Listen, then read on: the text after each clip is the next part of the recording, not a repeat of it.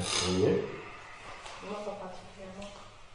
D'accord, pas particulièrement. Donc, on va parler des temps de la fin et de l'attitude du disciple dans ces temps de la fin. Tout simplement. Donc, le Seigneur nous annonce à plusieurs endroits comment se caractériseront les temps de la fin. On peut regarder par exemple dans Timothée. Alors, on peut prendre déjà 1 Timothée.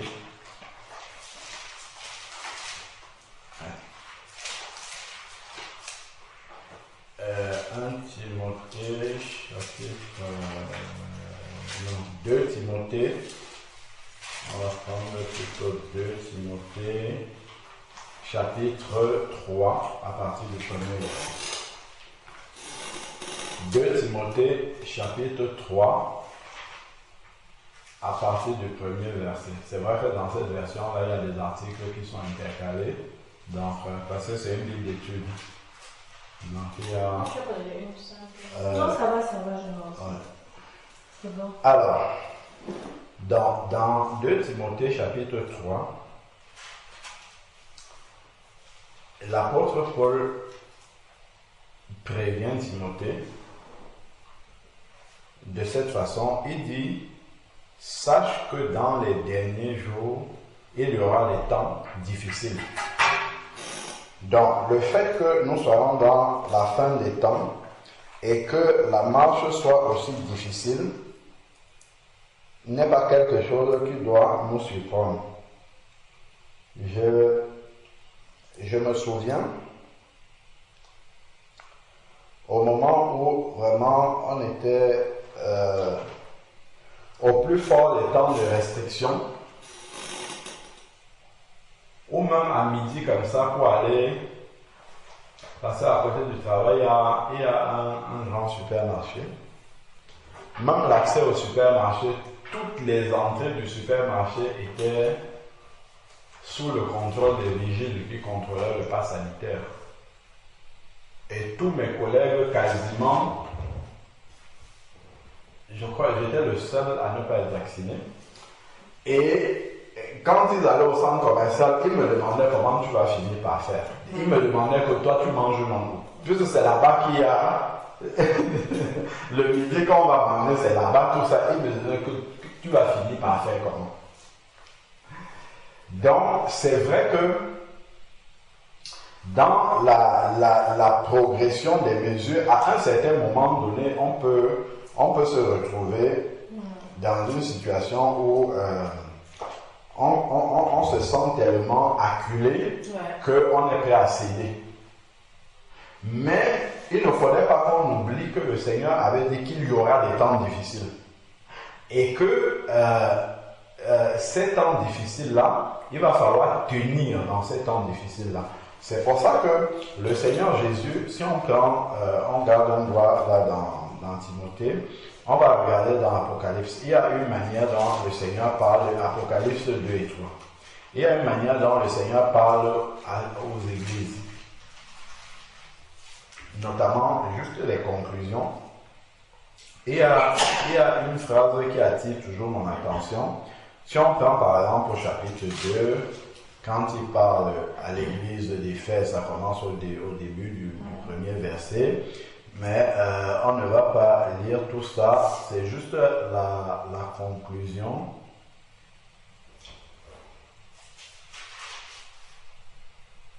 Alors, il dit, la conclusion c'est à la fin du verset 6. Non, verset 7 exactement.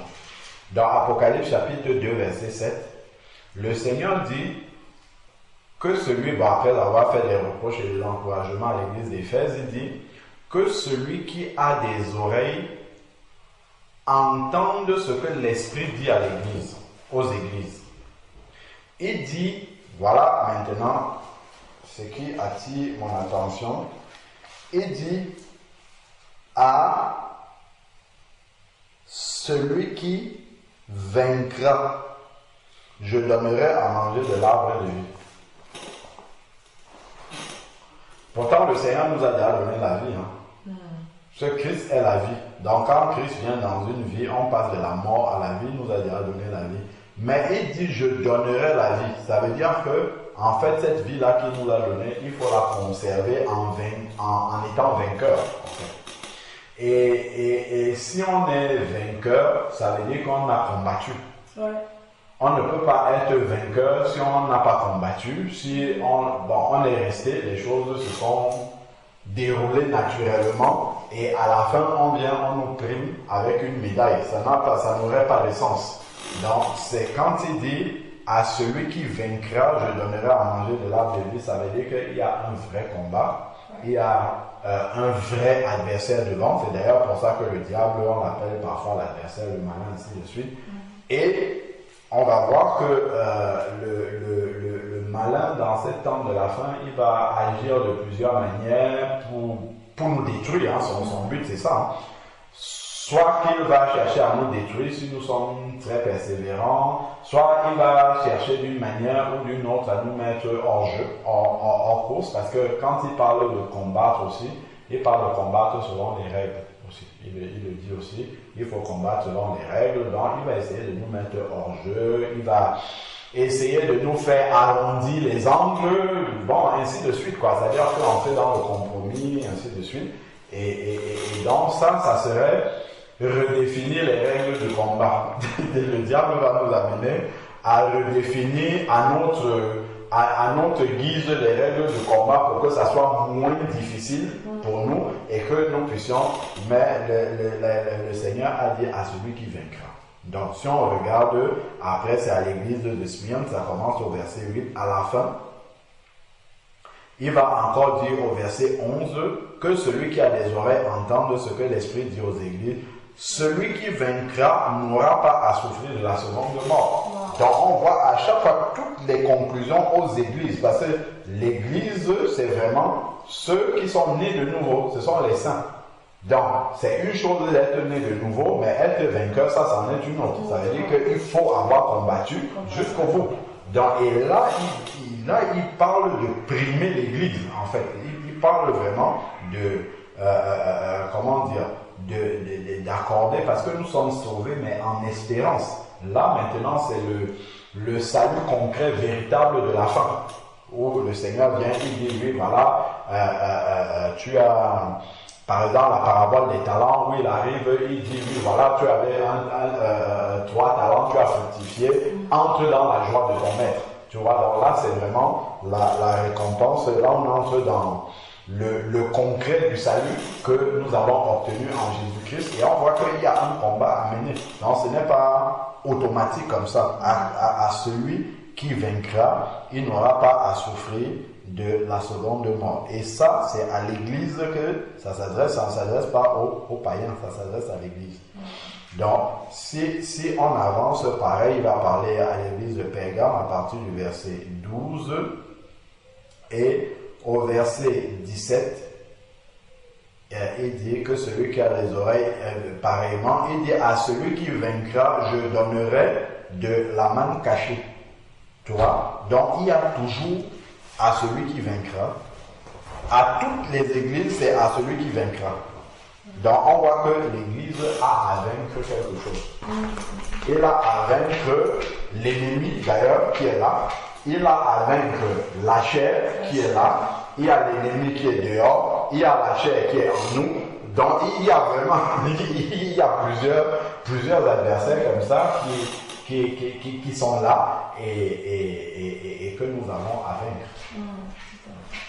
Donc, et ça, c'est pour ça qu'il nous donne les armes spirituelles, il nous donne le discernement, il nous assiste par son esprit, et ainsi de suite. Donc, voilà. Donc, ensuite, maintenant, au verset 18, c'est à l'église de Thyatire. La lettre à l'église de Thyatire qui commence. Et si nous suivons la lettre à Thyatire, au verset 26, il va encore dire à celui qui vaincra et qui gardera jusqu'à la fin des œuvres. Donc on voit ici qu'il y a la notion de vaincre et en plus il y a la notion de la persévérance. Donc, comme Ecclésiaste a dit, il vaut mieux la fin d'une chose que son commencement. Donc, c'est bien de bien commencer, mais il faut aller jusqu'au bout. Voilà, c'est ça. Jusqu'à la fin. C'est pour ça qu'il parle de garder ses œuvres jusqu'à la fin. Il ne faut pas s'arrêter en chemin. Donc, verset 26, à celui qui vaincra et qui gardera jusqu'à la fin mes œuvres, et là, il y a la récompense qui arrive. Donc, il faut garder les œuvres du Seigneur jusqu'au bout. Bien sûr, il met à notre disposition tout ce qui est nécessaire, tout ce qui est utile pour que nous puissions garder ces œuvres-là jusqu'à la fin. Mais il faudrait que nous ayons la volonté et l'engagement, la consécration qui est nécessaire pour pouvoir garder ces œuvres-là. Si on prend le chapitre 3, c'est pareil. Ça s'adresse à l'église. Dans Apocalypse chapitre 3, ça commence par la lettre à l'église de Sardes. Voilà. Donc, il va parler à l'église de Sardes et on va aller voir la conclusion au verset 6. Alors, voilà, verset 5. Celui qui vaincra sera revêtu ainsi de vêtements blancs. Je n'effacerai point son nom. Cette conclusion-là, elle est vraiment solennelle. Il dit, je n'effacerai point son nom du livre de vie. Donc, quelqu'un peut avoir son nom effacé du livre de vie. Oui, c'était inscrit et après, ça peut être effacé. Parce qu'il n'a pas persévéré jusqu'à la fin, parce qu'il n'a pas vaincu jusqu'au bout. Donc c'est vraiment important de ne pas s'arrêter en chemin, c'est ça. De ne pas s'arrêter en chemin et se contenter de, voilà, je m'étais converti à un moment donné, j'ai marché avec Jésus, j'ai été un enfant de Dieu, tout ça, non. Il ne faut pas vivre dans le passé, c'est le présent qui compte jusqu'à la fin.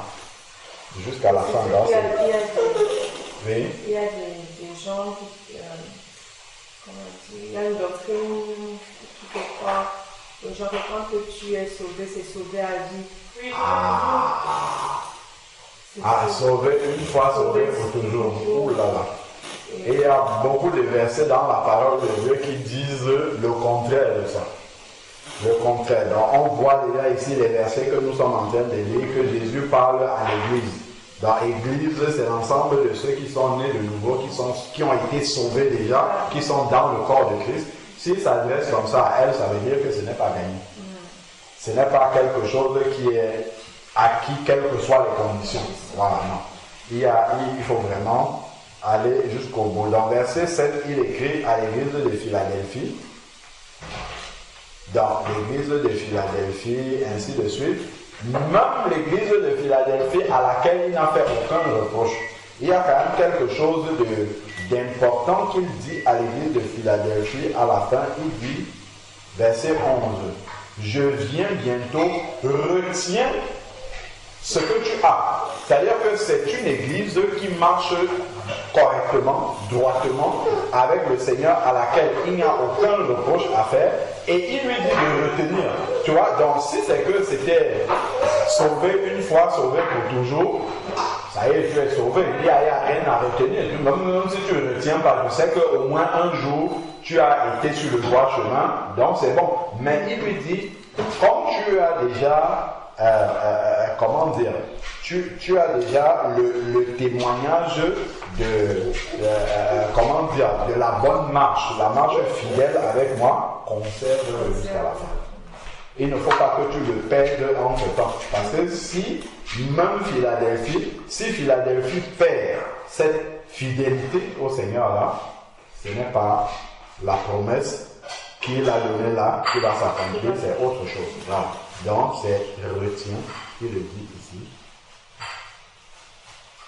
Et qu'est-ce que l'un des encouragements, il dit parce que tu as gardé la parole, donc tu une chose importante, c'est de garder la parole de Dieu, ne jamais s'écarter. Nous sommes dans les temps de la fin où il y a beaucoup de choses qui se pratiquent en dehors de la parole. Donc quelqu'un va commencer à faire ça, tout le monde va suivre aussi parce que c'est nouveau. Parce que c'est une nouvelle doctrine. Ah, on n'avait pas encore vu ça. Ah, on n'avait pas encore. Est-ce que la parole de Dieu soutient que c'est comme ça que ça doit se passer? Donc on voit ici que cette église fidèle à laquelle le Seigneur ne reproche rien à garder la parole de la persévérance. C'est-à-dire à garder la parole de Dieu et à persévérer jusqu'à la fin en gardant la parole de Dieu. Je pense même d'ailleurs qu'à une autre église, il a dit que tu as peu de puissance, mais tu as gardé ma parole, toujours. Donc, c'est Philadelphie. Voilà. Voilà, c'est ça. Donc, 8, verset 8, voici. Parce que tu as peu de puissance et tu as gardé ma parole. Tu vois? Donc, il ne faut en aucun cas commencer à ajuster la parole de Dieu ou alors à dire que de toute façon j'arrive là, ce sont aussi des enfants de Dieu, donc peu importe ce qu'ils font, que ce soit dans la Bible ou pas, bon ok, c'est pas grave, on fait aussi, c'est la foi, c'est l'amour, oui, au nom de Jésus, c'est l'amour. Il faut garder la parole jusqu'à la fin. Il faut garder cette parole-là. Voilà.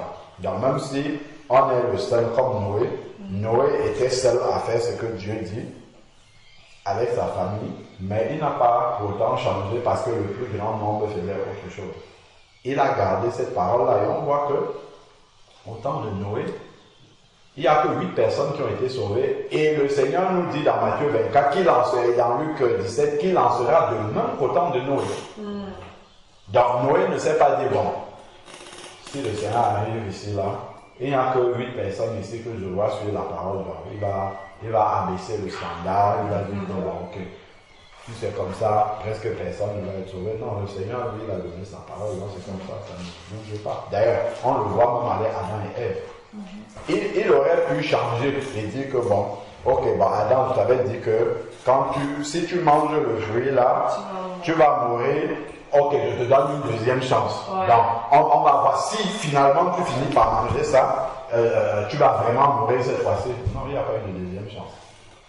Et on voit vraiment que quand la parole de Dieu est sortie, elle est sortie et c'est comme ça qu'elle va être.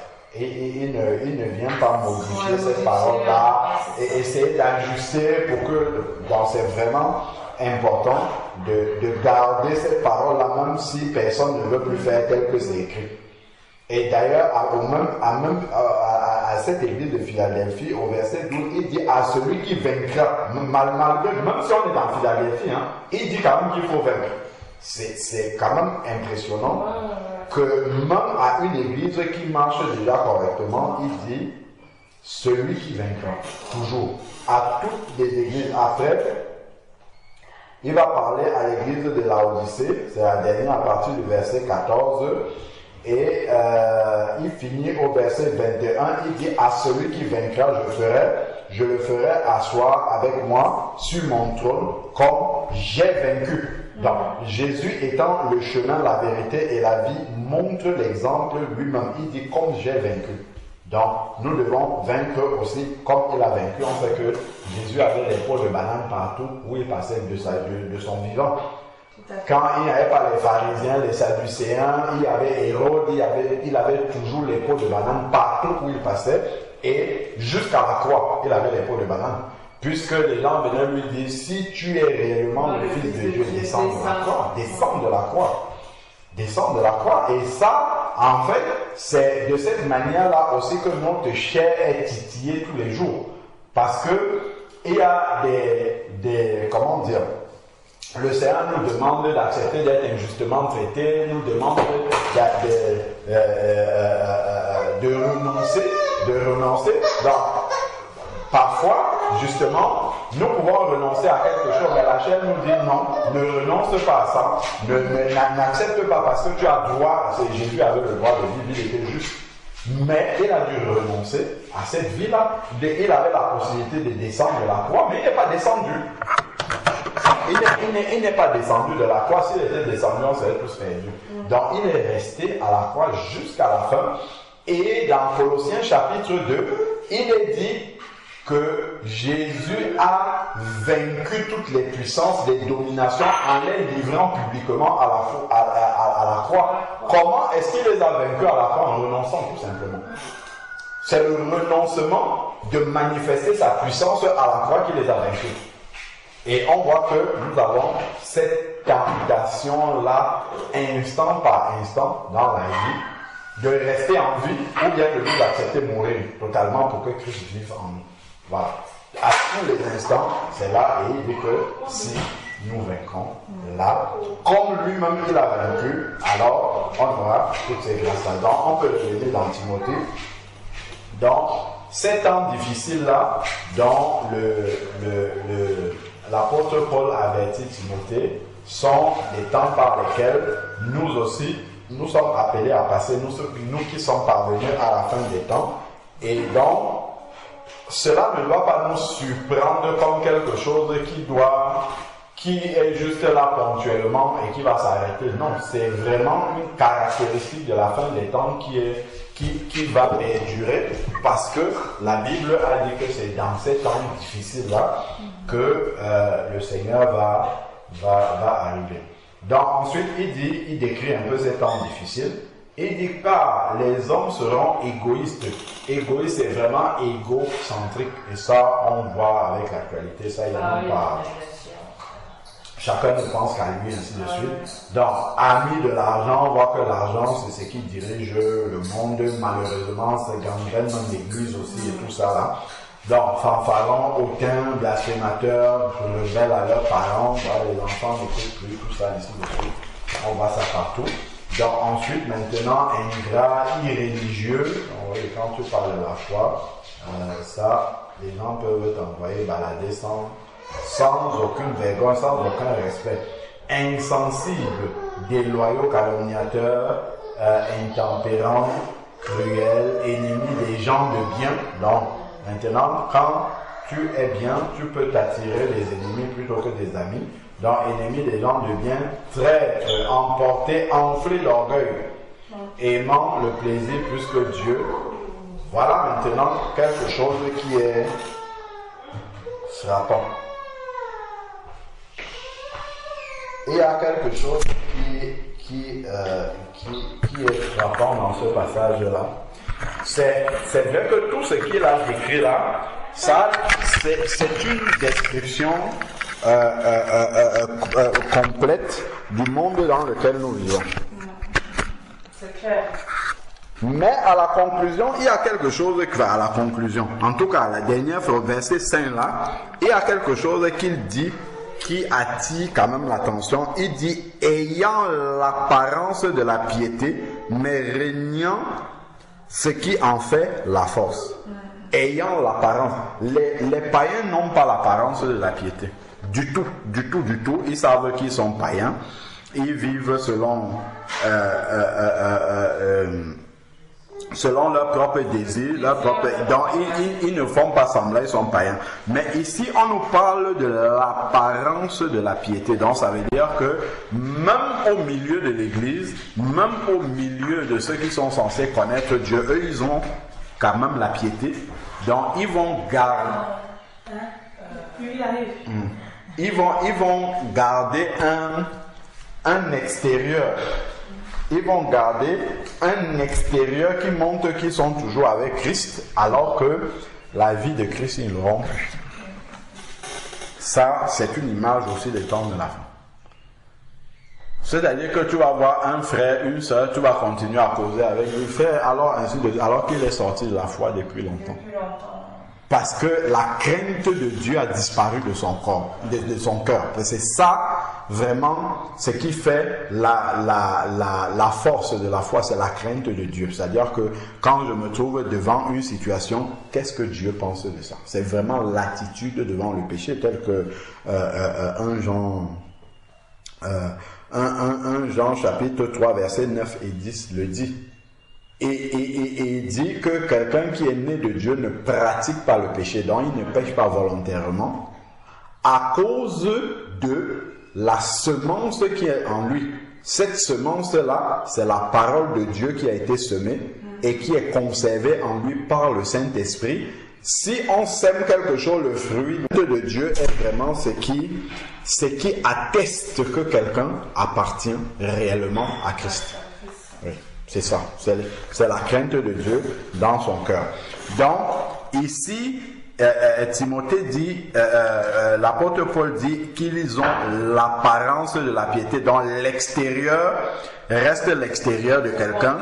Comme s'ils avaient la crainte. Voilà. Donc quand tu regardes en apparence, tu sais que celle-ci c'était une sœur, ça c'est un frère. Donc c'est toujours un frère, alors que non, il n'est plus dedans. Il a déjà changé de direction. Donc ça c'est un signe des temps de la fin auquel il faudrait que nous fassions attention. La crainte de Dieu doit demeurer dans nos corps. Le combat. D'ailleurs, l'apôtre Paul après lui dit: éloigne-toi de ces hommes-là, parce qu'ils sont plus dangereux que les païens. Parce qu'un païen, tu sais déjà que lui, il est païen, donc je sais déjà que je ne peux pas copier ce qu'il fait, ce n'est pas le modèle. Mais quand tu as quelqu'un qui est censé être un enfant de Dieu, tu dis: bon, lui, je ne dois pas me méfier de lui, c'est un enfant de Dieu.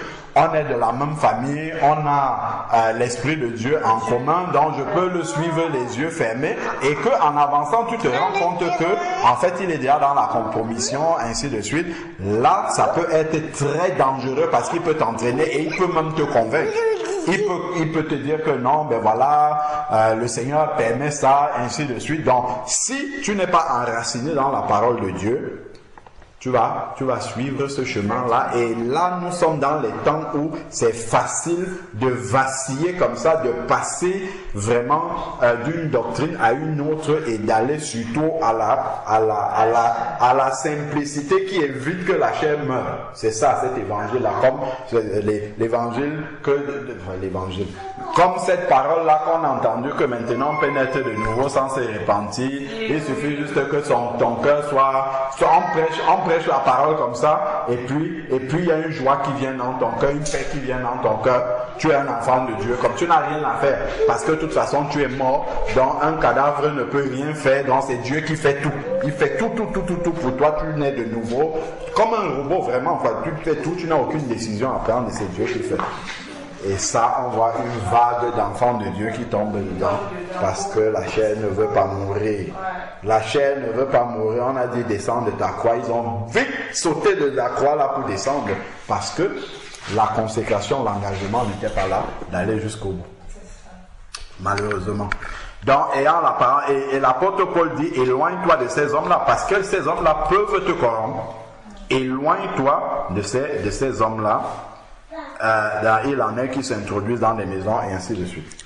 Ensuite, maintenant, on lit au chapitre 4. Là, on regarde les caractéristiques de cet homme de la fin, la manière dont un enfant de Dieu doit vivre.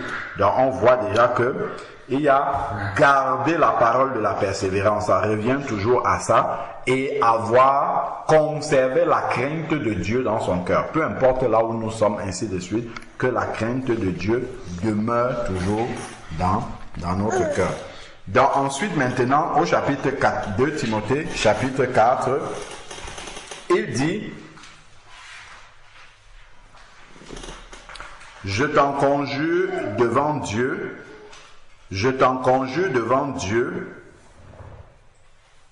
et devant notre Seigneur Jésus-Christ, qui doit juger les vivants et les morts au nom de son apparition et de son royaume. Prêche la parole, insiste en toute occasion, favorable ou non, reprend, censure, exhorte avec toute douceur et en instruisant. Ensuite, maintenant, il explique pourquoi il faudrait que Timothée agisse de cette façon-là. Il dit: car il viendra des temps où les hommes ne supporteront plus la saine doctrine. Donc quand on va dire à quelqu'un qu'il faut que tu renonces, il faut que ta chair meure, il faut que la crainte de Dieu demeure dans ton cœur, même si ça ne va pas, la volonté de Dieu ne va pas dans le sens de ce que tu veux, il faut que tu acceptes que Dieu fasse en toi ce qu'il a prévu, tu vas dire non. Je préfère aller vers une parole qui est plus mielleuse, plus en accord avec ce que ma chair veut, sans toutefois l'avouer comme ça. Ça va se faire de manière très subtile et c'est vraiment en cela que l'apparence de la piété peut prendre aussi une forme de visage. Donc ensuite maintenant, il dit ici, les hommes ne supporteront pas la saine doctrine, mais ayant la démangeaison d'entendre des choses agréables. Donc on voit que dans les temps de la fin, l'oreille va vouloir en fait les choses qui ne dérangent pas, qui vont dans son sens, qui apaisent, voilà, où on n'a plus d'efforts à faire, où on n'a rien à faire, où, voilà, vraiment, c'est ça, qui le conforte dans les choses qu'il fait, sans avoir à rien reprendre, sans avoir à rien redire par rapport à ça. Et ça, ce sont des choses agréables, voilà. Et donc, ils se donneront une foule de docteurs, donc une foule d'enseignants. Ils se donneront, donc ils vont choisir, ils ne vont pas aller là où Dieu les a dirigés pour recevoir la parole, mais ils vont choisir en fonction de ce qui est prêché. Voilà, c'est ce qui est. Ils se donneront, ce n'est pas Dieu qui va leur donner. Parce que si on regarde dans Éphésiens, on dit que c'est Jésus-Christ qui a donné à l'église les docteurs, les apôtres et ainsi de suite. Mais là, ceux-ci, c'est eux-mêmes qui se donnent ces docteurs-là. Donc ils choisissent. Donc ils se donneront une foule. Tu vois, une foule, ils ne vont pas se donner un seul docteur. En passant, ils se donnent une foule pour être sûr que dans la foule là, il y en a au moins un qui dit à ce moment-ci ce que moi j'aime entendre. Et c'est là-bas qu'il va partir. Donc une foule de docteurs. Et malheureusement, il y aura des docteurs toujours qui vont dire des choses qui correspondent à ce que quelqu'un veut entendre. Et la personne va choisir d'aller là-bas. Donc ils se donneront une foule de docteurs. Regardons donc alors. Les docteurs là sont choisis comment? Selon la vérité qu'ils enseignent, non. Selon leur propre désir, c'est ce qui est dans leur cœur. C'est-à-dire, ils vont choisir l'évangile qu'ils veulent entendre et ils détourneront l'oreille de la vérité. Donc tu vas venir dire à un frère, un bien-aimé comme ça que non. Voilà ce que le Seigneur a dit. Le Seigneur a toujours prêché qu'on doit se repentir. On doit crucifier la chair. Quand tu vas venir dire non, c'est trop dur, ainsi de suite, non, voilà, je m'étais trompé. Quelqu'un va même me dire, c'est aujourd'hui que je suis né de nouveau parce qu'il a entendu un évangile qui ne le bouscule pas.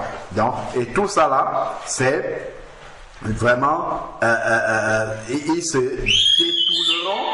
Et il y a quelque chose qui est naturel chez l'être humain, c'est que quand il se détourne de quelque chose, il se tourne vers autre chose. Tout de suite, parce que la nature horreur du vide. Donc dès qu'il y a le vide, comme ça, il y a autre chose qui remplace. Tout de suite. Donc, ils se détourneront. Voilà, c'est ça. Ils se détourneront. Ils détourneront l'oreille de la vérité et se tourneront vers des fables. Parce que, en fait, quand tu n'acceptes pas la vérité, le diable te propose autre chose. Tout de suite, il va te proposer autre chose. Et là, ce sont des fables. Des fables qui ne peuvent pas sauver. Après, il lui dit, mais sois sobre. Bon, ça encore, enfant de Dieu doit demeurer sobre en toutes choses. Supporte la souffrance. Donc, il y aura la souffrance qu'il va falloir supporter et non dire, Seigneur, oh, vraiment, si la souffrance là continue, c'est fini pour moi. Non. Il demande de supporter cette souffrance-là. Donc, dans les temps de la fin, il y aura la souffrance. Fais l'œuvre d'un évangéliste, remplis bien ton ministère. Donc, voilà un peu quelques caractéristiques comme ça que l'apôtre Paul donne par rapport à la fin des temps. Et finissons maintenant sur Matthieu 25. Dans Matthieu 25, il y a la parabole des vierges folles et des vierges sages. Il y a juste un petit passage intéressant aussi à lire dessus. Voilà. Donc Matthieu 25, il dit, alors le royaume des cieux sera semblable à 10 vierges qui, ayant pris leur lampe, allaient à la rencontre de l'époux. Donc il parle de 10 vierges. En fait, les enfants de Dieu sont tous considérés comme étant des vierges. Parce que quand tu nais de nouveau, tu deviens une vierge en fait. Parce que l'épouse du Seigneur, ceux qui sont nés de nouveau sont les fiancés du Seigneur. Donc, ils sont censés devenir vierges. Quand on parle de vierge, c'est vierge de péché, en fait. Voilà. Donc, ils sont vierges de péché. Donc, ici, quand la Bible parle des 10 vierges, c'est 10 enfants de Dieu. Ce sont des enfants de Dieu qui sont nés de nouveau, dont leur casier judiciaire de péché a été réinitialisé, mis à zéro. Donc, aller à la rencontre de l'époux. 5 d'entre elles étaient folles et 5 sages.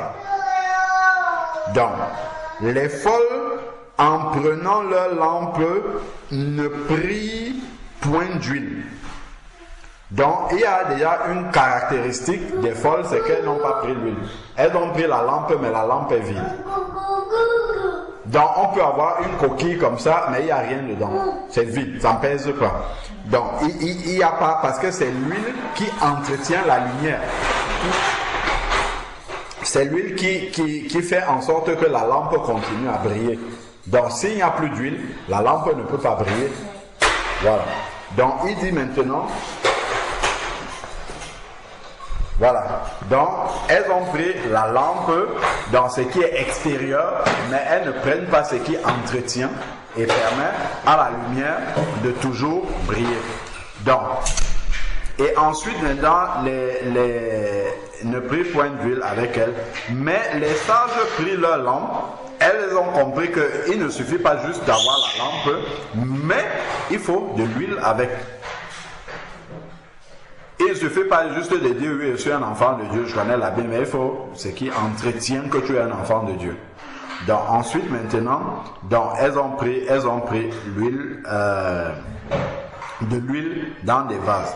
Comme l'époux tardait, comme on peut s'impatienter, pourquoi Jésus ne revient pas, ainsi de suite. Comme l'époux tardait, tous s'assoupirent et s'endormirent. Donc l'ensemble, ils se sont endormis. Maintenant, il y a quelque chose qui va venir faire la différence.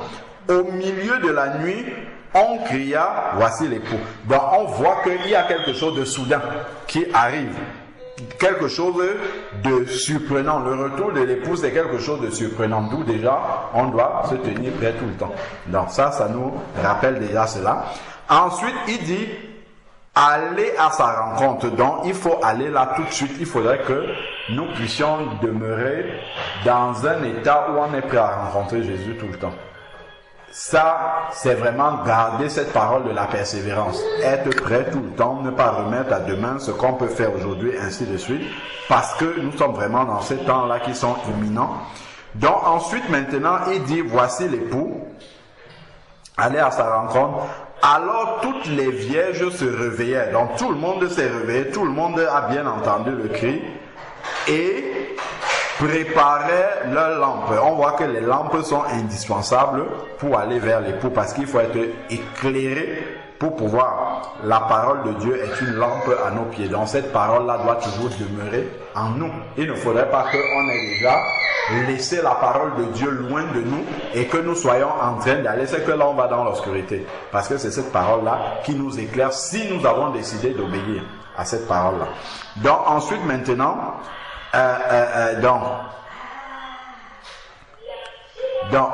aller à sa rencontre, alors donc, elles ont pris leur lampe et préparé leur lampe. Les folles disent aux sages, donnez-nous votre huile, car nos lampes s'éteignent. C'est là, maintenant, quand l'époux arrive, qu'elle se rende compte qu'il faut la lampe. Il faut voir pour pouvoir aller à la rencontre de l'époux. Et là, c'est là qu'elles se rendent compte qu'elles n'ont pas ce qui maintient la lampe, voilà, allumée. Donc, elles demandent si elles peuvent emprunter. La crainte de Dieu que quelqu'un d'autre a, tu ne peux pas l'emprunter. La consécration que quelqu'un d'autre a, tu ne peux pas l'emprunter, c'est quelque chose qui est personnel.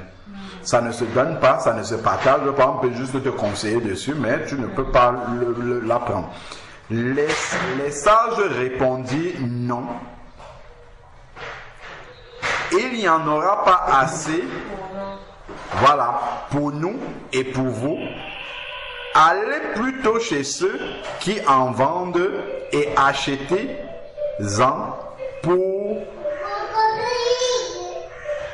vous pendant qu'elles allaient acheter. Donc, c'est au dernier moment qu'elles veulent se préparer.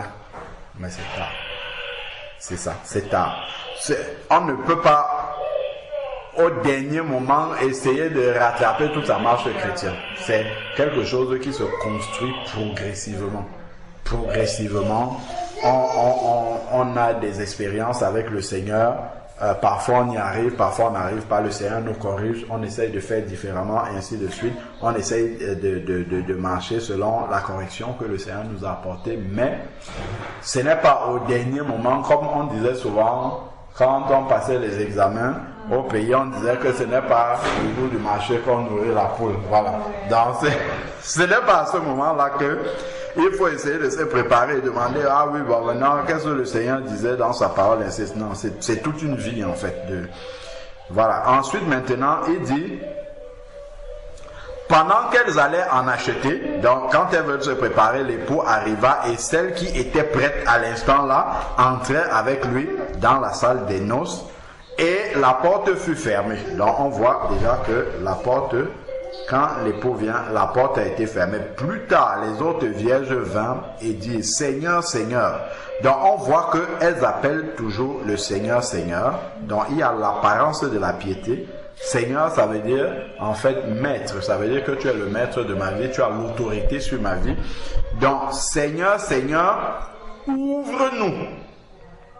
Mais il répondit, je vous le dis en vérité, et c'est juste là que je voulais en venir, je ne vous connais pas. C'est quand même impressionnant que des gens qui appellent Jésus Seigneur, le Seigneur dit, je ne vous connais pas. Donc, elles, dans leur bouche, confessent que Jésus est le maître, mais Jésus dit, moi, je ne vous connais pas. Et dans l'expression biblique connaître, on voit les premiers mots connaître, là, c'est dans Genèse chapitre 4, si je ne me trompe pas, où la Bible dit que Adam connut sa femme Ève et elle devint enceinte de Caïn. Donc, connaître, c'est avoir l'intimité. Donc, quand il dit je ne vous connais pas, c'est dire que nous n'avons pas d'intimité au sens, ça c'est maintenant au sens spirituel, nous n'avons pas d'intimité ensemble. Non, je ne vous connais pas du tout. Donc, on comprend que dans ces temps qui sont les derniers, qui sont pour eux, c'est important d'avoir une intimité propre avec le Seigneur. C'est vraiment capital. Parce que dans toute la confusion spirituelle qu'il y a dehors, c'est vraiment cette intimité avec Dieu qui nous permettra dans une situation ou dans l'autre d'écouter la voix du Seigneur. De prendre des décisions. Tu vois? Par exemple, si on prend même le sens est simple, il y a beaucoup de décisions. Par exemple, devant le vaccin, certains demandaient, je fais comment, je fais... Tu vas, tu pries, tu demandes au Seigneur, voilà ce qui est en train de se passer. Qu'est-ce que je dois faire? Dans quelle direction je dois aller?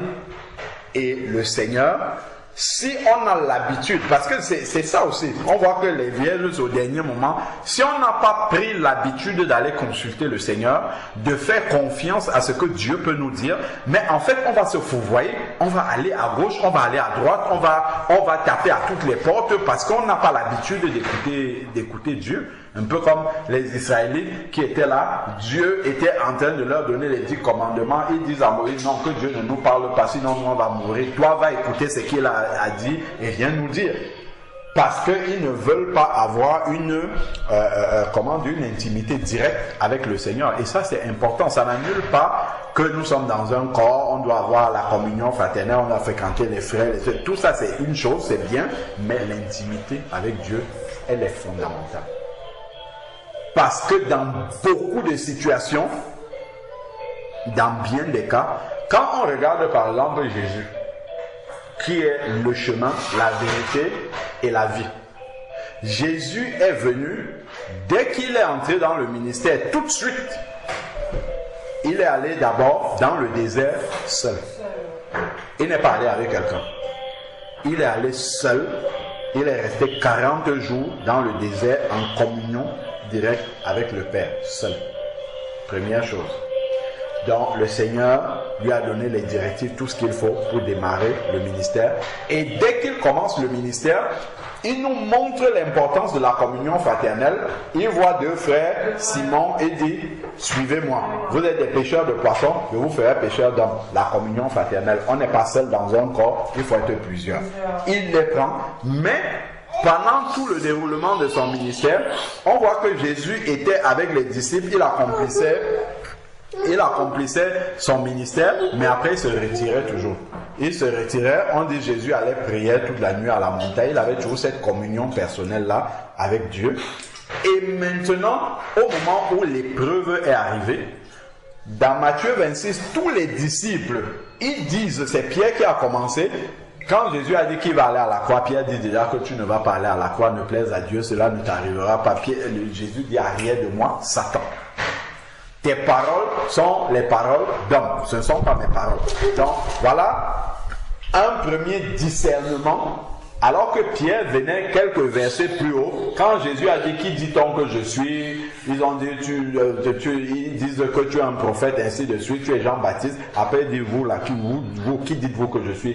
Pierre a dit tu es le Christ, le Fils du Dieu vivant. Il dit que ce n'est pas la chair et le sang qui te l'ont révélé, c'est mon Père. Jésus aurait pu être séduit par ça et dire wow, Pierre, il parle toujours de la part de Dieu. Mais quand le même Pierre est venu avec une parole de Satan, il dit arrière de moi Satan. Donc il arrivait à discerner ce qui est de Dieu et ce qui n'est pas de Dieu dans la bouche de la même personne. Donc en tant que dans cette communion personnelle là avec Dieu, nous devons être capables de discerner même dans la bouche d'un enfant de Dieu ce qui vient de Dieu de ce qui ne l'est pas. Mais si on n'a pas cette communion personnelle là, le même qui parlait de Dieu, Pierre, il parlait de Dieu, il a dit que c'est Dieu qui lui a révélé ça. Le même peut parler de la part de Satan. Et dans les temps de la fin, il suffit juste de ne pas veiller. Comme ça, Satan peut parler dans notre bouche. Et donc si celui qui est en face n'a pas aussi ce discernement là, il va absorber tout sans trier. Il va absorber tout sans trier. Et c'est comme ça qu'il peut se retrouver à côté de la plaque. Comme je disais maintenant, à Gethsémani, Jésus se retrouve seul. Il annonce aux disciples ce qui va arriver. Pierre va dire que moi je ne t'abandonnerai. Même si eux tous ils t'abandonnent, moi je vais rester. Tous les disciples, Pierre a dit ça, ils disent la même chose aussi. Nous tous, on va rester. Dès que les soldats du souverain sacrificateur sont arrivés, où là? Des bandades. Ils sont tous partis. Les mêmes qui venaient de promettre là sont partis. Et qu'est-ce qui a permis à Jésus de tenir? Tu vois comment la communion fraternelle peut échapper. La communion fraternelle qu'il avait cherchée, là maintenant Jésus, il se retrouve, il n'a plus de communion fraternelle. Comment il fait? Donc, si la communion fraternelle, c'est-à-dire les frères, les sœurs, tout ça, si c'était tes seuls béquilles, il n'y avait plus de frères et de sœurs à côté de Jésus au moment où il est devant Pilate, au moment où il est devant les soldats, ainsi, il était seul. Donc, s'il n'avait pas cette communion-là avec le Père, s'il n'avait pas une communion directe avec Dieu, il allait flancher. Et ça nous montre que la communion fraternelle aide les soutiens des frères et des sœurs, l'intercession, la prière, le groupe, tout ça, ça aide. Mais il y a des tests. Et on voit que le test final de Jésus, c'était seul, en fait. Donc, il y a tout ça, ça va nous aider, mais à un moment donné, nous serons seuls devant nos tests. Et ce sont les tests les plus importants. On sera seul devant nos tests. Donc, si On n'a pas eu l'habitude d'aller au pied du Père, d'aller dans cette communion, dans cette intimité-là, pour entendre la voix du Père et faire ce que Dieu nous dit. On va se fourvoyer, on va chercher à gauche, à droite, chercher la solution à gauche, à droite. Et bien souvent, on peut passer à côté. D'ailleurs, si Jésus écoutait la communion fraternelle, il aurait fait ce que Pierre lui disait. Il aurait dit, oui, bah, tu as peut-être raison. C'est vrai que je pensais que je devais aller souffrir là-bas, mais tu as raison. Tu as raison. Regarde quand Jésus doit aller ressusciter Lazare dans Jean 11. Jésus dit, notre ami Lazare s'est endormi. Les disciples ne comprenaient pas. Après, il dit, notre ami Lazare est mort. Mais je vais aller le réveiller. Tout de suite, Thomas dit, ce n'est pas là-bas qu'on devait te tuer, là où tu veux retourner là-bas. Jésus aurait pu dire, ah oui, c'est vrai que les Juifs ont voulu me tuer là-bas. Non, non, je n'irai pas le ressusciter. Mais, comme il avait cette communion-là directe avec le Père, même si Thomas lui dit une telle parole, il prend ça, il met ça de côté, parce qu'il sait que ça ne vient pas de Dieu. Pourtant, c'était dans sa communion intime directement, c'est-à-dire sa communion fraternelle la plus proche. Oui, ça venait de ses disciples les plus proches qui étaient là avec lui, mais il arrivait toujours à discerner. Donc on comprend que vraiment, dans cette marche-là, et notamment dans ces temps qui sont les derniers, c'est important que Dieu nous connaisse dans l'intimité. C'est vraiment important de plus en plus, vraiment, de pouvoir avoir cette intimité avec Dieu et de pouvoir l'entendre parler. Veillez, et après quand il dit je ne vous connais pas, il dit veillez donc, puisque vous ne savez ni le jour ni l'heure. Donc, et même dans Matthieu chapitre 7, dans Matthieu chapitre 7, je pense que je vais m'arrêter là. Dans Matthieu chapitre 7, ça va toujours dans le même sens. Dans Matthieu chapitre 7,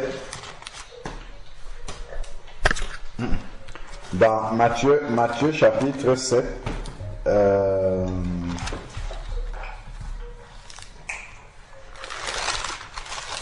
Matthieu chapitre 7,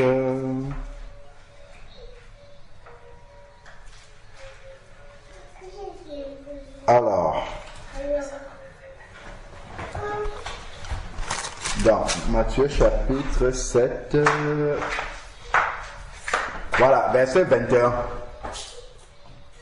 Matthieu 7, verset 21, il dit,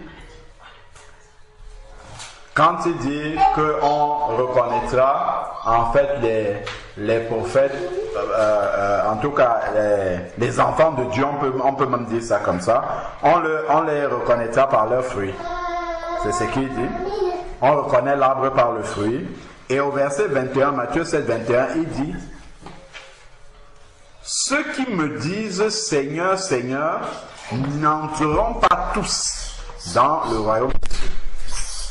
Un peu comme les vierges là, qui sont toutes venues dire Seigneur, ouvre-nous, tu vois. Ce ne sont pas tous ceux qui disent Seigneur, Seigneur, qui entreront dans le royaume des cieux. Et ensuite, il dit, mais celui-là seul qui fait la volonté de mon Père qui est dans les cieux. Donc c'est celui-là seul qui obéit, celui-là seul qui a la crainte de Dieu dans son cœur. Plusieurs me diront en ce jour-là, Seigneur, Seigneur, n'avons-nous pas prophétisé? Prophétiser c'est bien, ce n'est pas mauvais. N'avons-nous pas prophétisé en ton nom? Donc ils n'ont pas fait ça en leur propre nom, c'est au nom de Jésus qu'ils ont fait ça. N'avons-nous pas chassé les démons par ton nom? Donc ils ont prophétisé, ils ont chassé les démons, ils ont même fait l'œuvre de Dieu. Et n'avons-nous pas fait beaucoup de miracles en ton nom? Donc ils ont même fait des miracles au nom de Jésus. Alors je leur dirai ouvertement, je ne vous ai jamais connu. C'est quand même impressionnant que des personnes puissent faire tout ça sans que Dieu ne les connaisse. Tu vois que l'intimité avec Dieu, c'est quelque chose d'essentiel. Hein? C'est vraiment ce qui compte le plus. C'est pas, bon, je fais les miracles, je fais l'œuvre de Dieu, je chasse les démons, je prophétise. Tout ça, c'est bien, mais ce n'est pas ce qui compte. Le Seigneur, c'est vraiment dans cette intimité-là, dans ce jardin-là qui nous attend. Tout ça, ce n'était pas mauvais, mais il dit que je ne vous ai... C'est-à-dire que même au moment où ils étaient en train de faire les miracles, les prodiges, tout ce qu'ils faisaient là, ils chassaient les démons, ils ne les connaissaient pas. Parce qu'il dit, je ne vous ai jamais connu. Ce n'est pas que un temps je vous ai connu, après un temps vous êtes partis, vous m'avez abandonné. C'est qu'il dit, je ne vous ai jamais connu. Jamais, jamais, jamais. C'est-à-dire qu'ils n'ont jamais eu d'intimité avec Dieu. Jamais. Alors, donc, ce n'est pas un peu de miracle, c'est beaucoup de miracles. Je pose la question, les miracles viennent de Satan. C'est des miracles qui viennent de Dieu. Tu sais que quelqu'un qui a la foi peut faire des miracles. J'ai souvent entendu des personnes qui accomplissent le frère Georges nous partageait souvent le témoignage d'un monsieur dans l'assemblée où il était, qui a d'abord un témoignage personnel très fort. C'est quelqu'un qui était décédé, qui est ressuscité, et il est ressuscité avec un don de guérison. Il est devenu pasteur, tout ça et tout.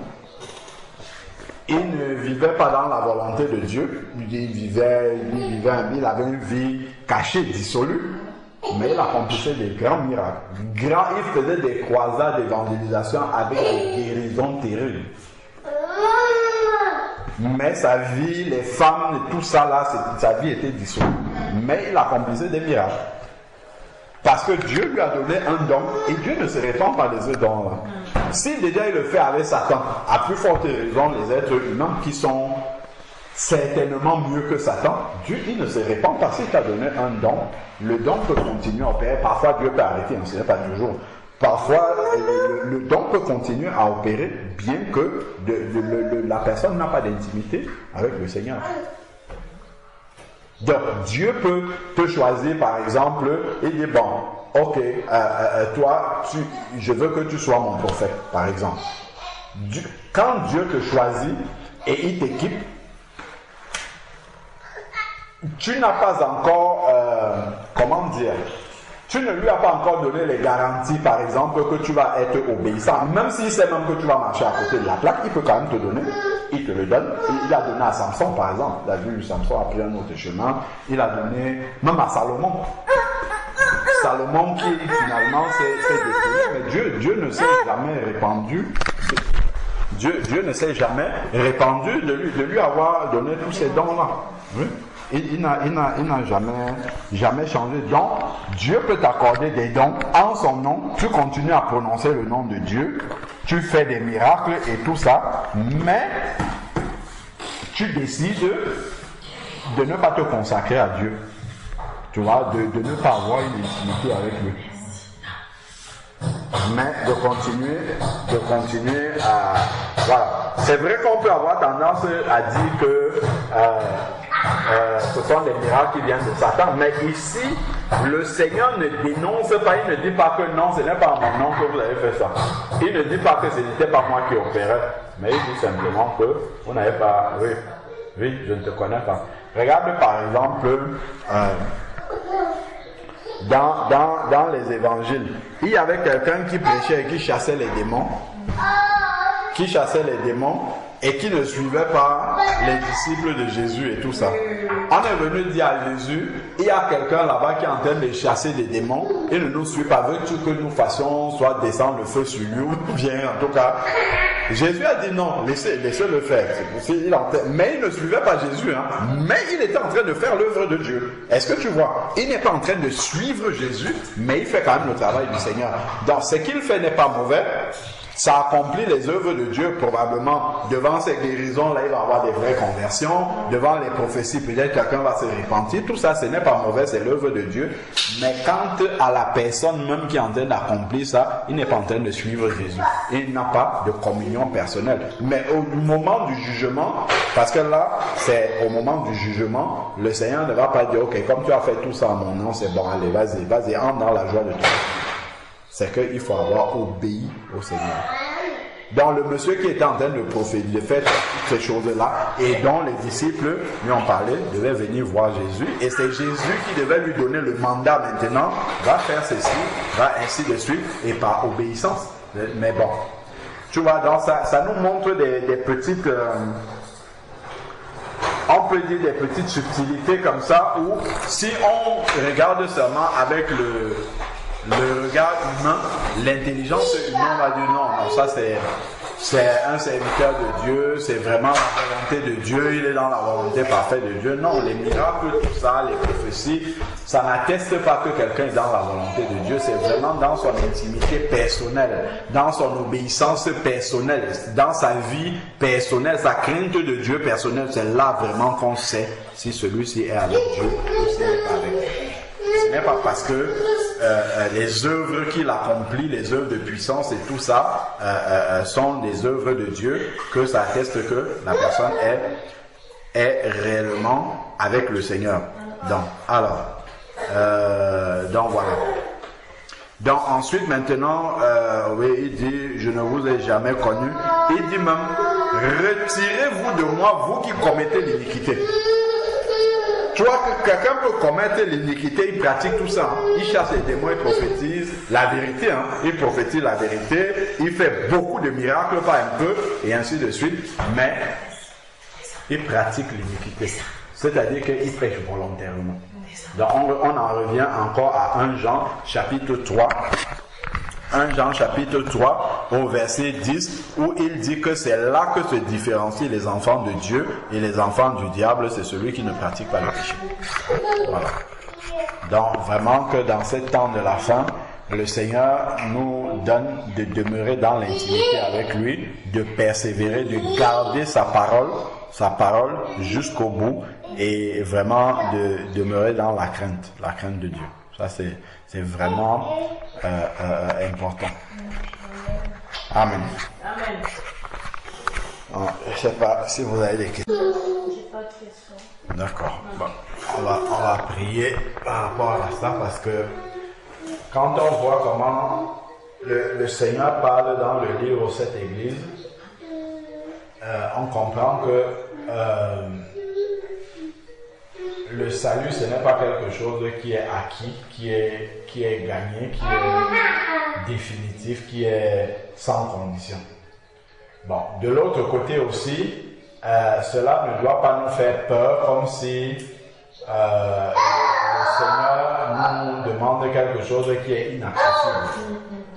Nous devons avoir cette confiance que si Christ est mort à la croix, c'est vraiment parce qu'il veut que nous soyons sauvés. Ce n'est pas qu'il vient en mettant les conditions tellement difficiles et pour qu'à la fin il garde son salut pour lui. Il veut vraiment que tous les hommes soient sauvés. Donc le Seigneur fera toujours tout ce qui est possible pour que nous gardions le salut si on l'a déjà, ou que nous venions au salut si on ne l'a pas encore, et que nous le gardions jusqu'à la fin. Le Seigneur fera tout pour qu'il en soit ainsi, afin que sa mort à la croix, son sang versé ne soit pas vain pour nous. Alors ça, c'est la volonté parfaite de Dieu, c'est ce que Dieu veut. Maintenant, de l'autre côté, nous avons aussi notre part à faire. Donc, il ne faudrait pas que nous ne fassions pas notre part. Il faut que nous décidions de faire notre part et que nous allions toujours au pied du Seigneur. S'il y a quelque chose qui nous dépasse, s'il y a quelque chose qui est difficile, s'il y a quelque chose auquel nous n'arrivons pas, à faire, que nous soyons toujours prompts à aller au pied du Seigneur pour qu'il nous aide, qu'il nous prenne par la main pour pouvoir y arriver. Et surtout que nous tenions jusqu'à la fin, jusqu'au bout. Parce que vraiment, le monde s'y a tellement de phases et de surprises, telles que nous dit 2 Thessaloniciens au chapitre 2, que la manifestation de l'impie se fera avec beaucoup de produits, de miracles. Il y a beaucoup de choses qui peuvent nous séduire, il y a beaucoup de choses qui peuvent nous faire peur et nous amener à perdre cette crainte de Dieu que nous avons, cette confiance que nous avons au Seigneur. Vraiment que Dieu nous préserve de tout cela et qu'il nous aide vraiment à tenir jusqu'au bout. Amen. Amen. Seigneur Dieu, nous te bénissons encore pour ces paroles de rappel que tu viens de nous donner encore, Seigneur Père éternel, tel que l'apôtre Pierre disait, je ne cesse de vous rappeler les mêmes choses. Nous avons besoin de l'entendre, même nous qui prêchons, Seigneur Père, en prêchant, on se prêche à nous-mêmes encore, Seigneur Père, parce que ces paroles-là sont vraies au quotidien, Seigneur Père, car nous ne pouvons pas nous contenter de dire que nous avons déjà atteint ta volonté. À l'église de Philadelphie, nous avons lu que tu as demandé à l'église de Philadelphie de garder ce qu'elle a, Seigneur Père éternel, que vraiment ce que nous avons qui t'appartient vraiment, aide-nous à le garder, et ce que nous avons qui ne t'appartient pas, Père, que nous puissions le déposer de côté et demeurer accrochés à toi uniquement avec ce qui t'appartient jusqu'au bout. Seigneur Dieu, tu vois combien bien souvent nous sommes partagés, parfois nous sommes chancelants, mais nous te prions, Seigneur Père éternel, de nous donner, de ne pas lâcher ta main, de tenir jusqu'au bout, Seigneur Père éternel. Accorde-nous encore davantage le discernement et donne-nous de venir toujours à tes pieds. Pardonne-nous pour tous nos moments de distraction, pour tous nos moments, Seigneur Père, où nous ne sommes pas focalisés sur toi, Père, où nous vivons loin, avec les pensées loin de toi, Seigneur Père.